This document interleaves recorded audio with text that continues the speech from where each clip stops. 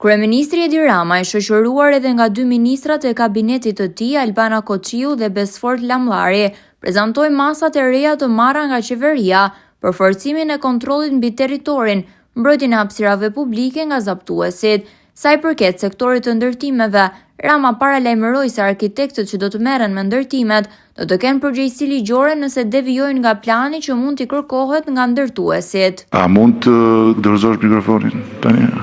Mund të dorëzosh mikrofonin? Çështja e kjo pyetje e cila bashki ka dështuar është një pyetje që pyetje frigoriferi, sepse këtu nuk bëhet fjalë se ka dështuar një bashki apo kanë dështuar gjitha bashkitë apo kanë dështuar të bashkitë. Çështja është që ky është një kancer i futur në trupin e Shqipërisë nga Partia Demokratike e Shqipërisë, që kemi shumë qartë, dhe nga udhëheqësi legjendar i asaj partie që thoshte Bathorja është mrekullia e tetë e botës, se është qyteti i parë në historinë e botës i ndërtuar i gjithë i pa leje. Është fjalim historik elektoral. Nuk është dhe që thoshte në LAN po ndërtojmë Zvicrën shqiptare. Tek ato, kur u zu Lana, se ke qenë i vogël ti, kur u zu Lana. Dhe ky kancer është luftuar në vimësi dhe është fiksimi im ky kancer. Që nga filluar të luftoj që ditën e parë që më çdo mundësia të luftoj, por çka ka ndodhur me këtë kancer është të kurur, por nuk është shëruar.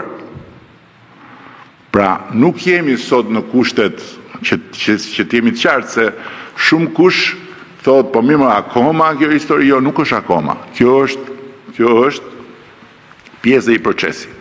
Se nuk jemi në kushtet kur vetëm nga Lana kemi hequr 132.000 ton.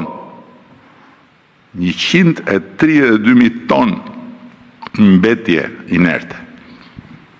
Vetëm nga 2 rrypat e Lanës. Atëherë, sot nuk kemi këto kushte, sot janë struktura të çmontueshme. Sot janë struktura të çmontueshme. Është një ndryshim shumë i madh. Për sa i përket kadreve pa leje, po, e vërtet, janë bërë kadre pa leje, por janë të gjitha të konfiskuara.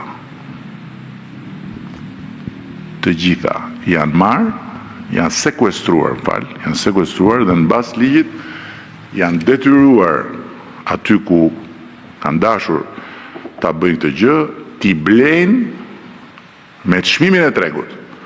Dhe janë detyruar t'i blejnë me çmimin e tregut vetëm për një arsye, dhe edhe këtë parablerjen e hoqëm tani, se s'ka nevojë më. Tani kush bën të re, nuk do të jetë më në gjendje të marrë njerëzit e t'i përdori si Hamasi. Ja u kemi dhe mundësinë e parablerjes sepse ja kishin shitur njerëzve.